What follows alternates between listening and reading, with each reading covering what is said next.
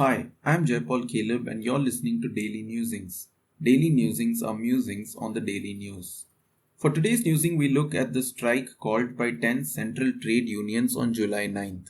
The purpose of the strike is to protest against the union government replacing the existing labor laws in the country with 4 new labor laws and putting pressure on different states to implement the new laws. The union government wants to replace all old labor laws with 4 new labor laws in an effort to simplify the existing framework. Before 2019, there were 29 different laws that dealt with worker rights.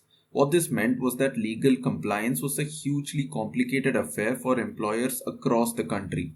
If the compliance process was simplified and streamlined, the ease of doing business would increase, which would in turn attract investment into the country. This would then increase economic activity and lead to economic development. So, the streamlining and simplifying of the labor laws was a necessary task. It is good that the government sought to do so. However, the process of doing so has been problematic. The ends were somewhat good, but the means are definitely problematic. The ILO, or the International Labour Organization's Convention 144, states that changes to laws of this nature shall be done through effective consultations between representatives of the government, of employers, and of workers. India ratified this convention in 1978. Therefore, if India is to make changes to labor laws in the country, it must do so after consulting with both the employers and workers.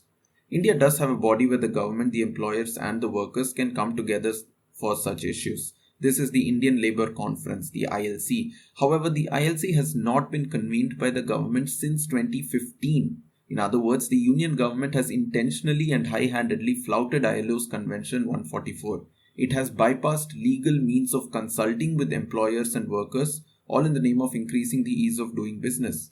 Moreover, the new labor laws in some cases reduce the protection and privileges enjoyed by the employees. To give one example, under the old laws, if an industry that employs more than 100 workers wants to shut down, it must get government approval. This is to ensure that so many workers do not carelessly suffer due to mismanagement by wealthy owners.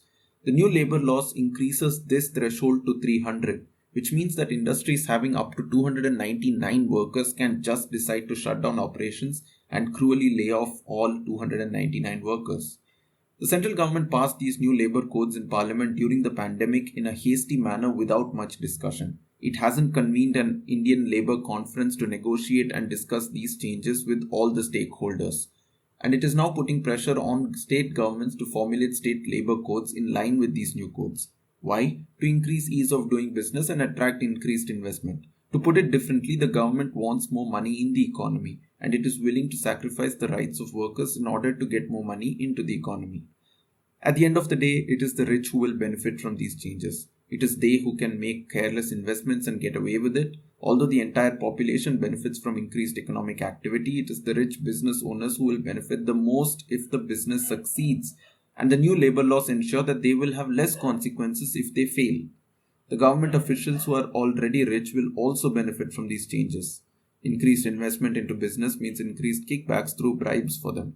But the lower wage workers in industries such as manufacturing and construction are the ones who might suffer the most. But their voice was not heard in the decision making process. For Christians, this is also a reminder that the ends do not always justify the means. We must never skimp on the rigors of process, even if that slows us down. Thank you for listening to Daily Newsings.